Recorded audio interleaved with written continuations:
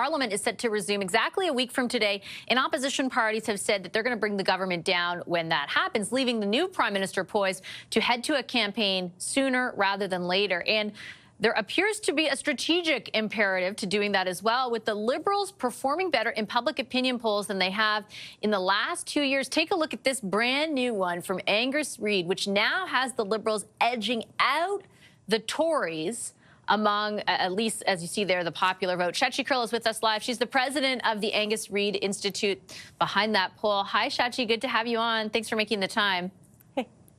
Hey, Vassy. Good to be with you. Okay, contextualize this if we could. I feel like if we had this conversation even at the beginning of January, those numbers we just put up on the screen would have been unfathomable. How big of a swing in 6 weeks is this?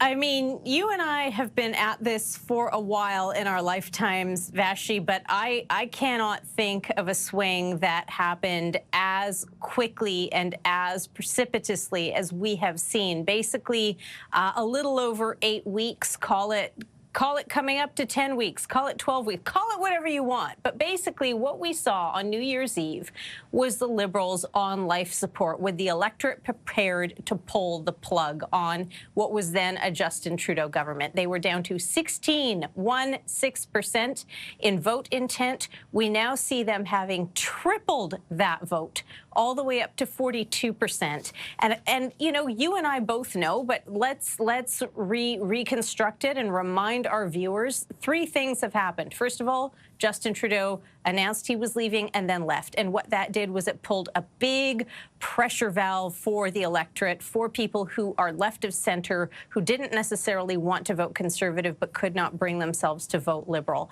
It also, I think, for those people, galvanized the potential of a landslide, of what was then looking like a landslide Conservative majority.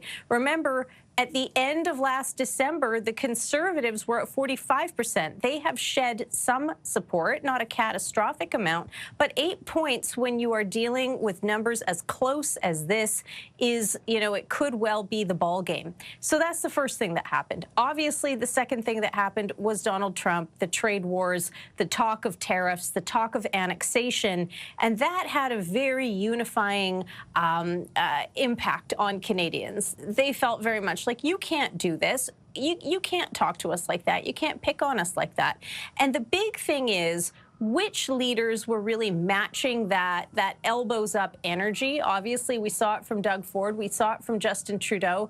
But who we didn't necessarily hear it from as full-throated and muscularly was Pierre Poilievre.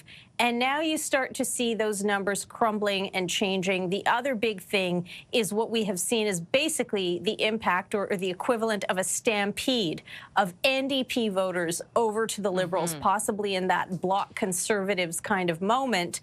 The NDP, Vassy, is now down to single digits. They're down to 9%, which is territory we have not seen the party in since well before the orange wave of 2011. Yeah, let's keep that board up, because we have both the one that you're referencing that you just did, and then also the comparison to December. That NDP number in particular, I just wanted to get your thoughts on, particularly when you look at the vote efficiency.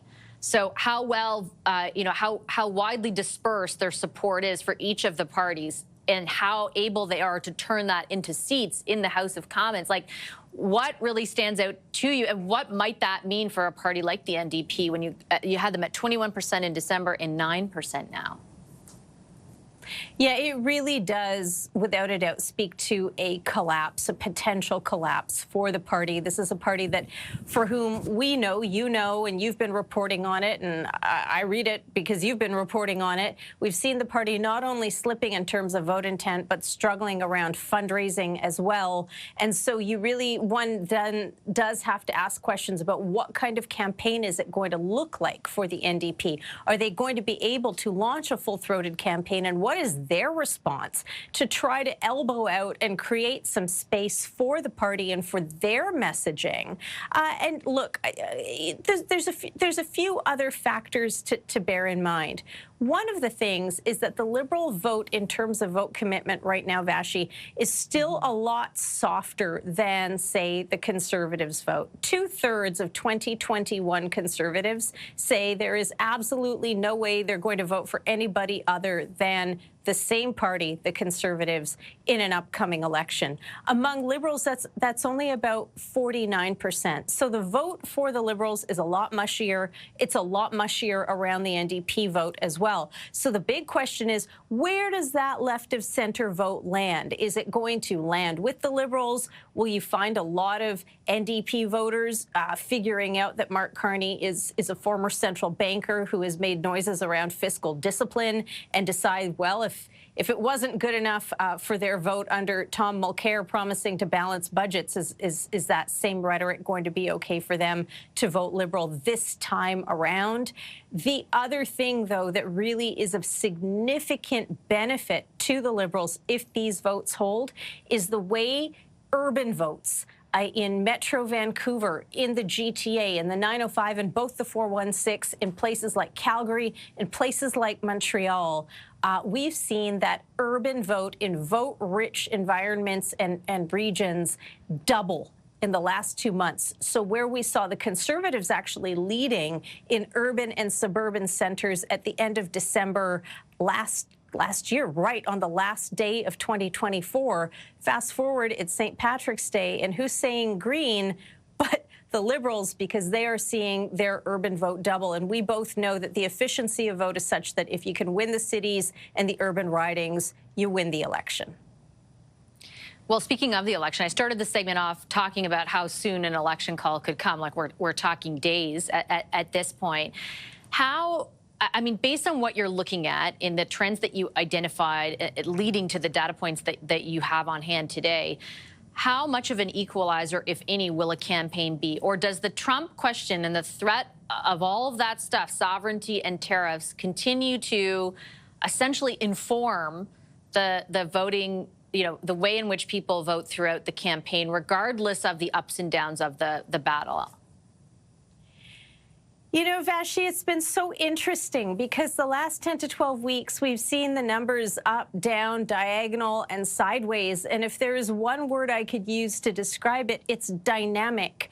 And I think that's something that we haven't seen in quite a while, where we saw the numbers really, really stagnant. So, with the potential of a 5-week campaign ahead of us, plus the 8 days before this election is called, if the Conservatives are successful, for example, in doing one of two things, either reframing the ballot question. Remember, they were trying to fight this election for the last 12 months retrospectively on axing the carbon tax. Well, Mark Carney has said that the consumer part of the carbon tax is gone now. So that leaves, Poilievre trying to talk about industrial carbon taxation. Is that something he's interested in? Is that something, the electorate is interested in? Or have they moved on? Are they facing forward and thinking more about Trump and tariffs and who is best to handle the White House in the next election? So much depends on which party is more successful in not only reframing the ballot question, which Carney and the Liberals have been able to do just by dint of circumstances and external factors, i.e. Trump, but keep it there, or can Poilievre reframe it? But I think what we're seeing right now is a real need on part of the Conservatives as they start to not only shed critical amounts of support, but see themselves eclipsed and lapsed by the Liberals. There is a time and a moment for a pivot. We see that Pierre Poilievre's unfavorable numbers in terms of his leadership and favorability are worse than Mark Carney's. Mark Carney is the new person, the shiny new object in the midst. Will Canadians continue to see that again over a very short campaign, or will Poilievre be able to remind Canadian voters of why they were all so mad at the Liberals over the last couple of years anyway? And really now this does, I think, and I'm not sure how you feel about this, but I feel like it comes down to the amount of time left, because How many more pivots are left over the course of a campaign? Of course, those are dynamic things. Right. Campaigns are dynamic. What happens on the campaign trail can move votes and change minds in a heartbeat. But at the same time, you wonder if the reframe or the reset that the Conservatives probably needed to do a couple weeks ago, do they still have the time for it? That's the big thing and the big question that I'm looking for at the moment. Okay, Shachi, thanks for all your analysis and that new data tonight. I appreciate it. Thanks, Vassy.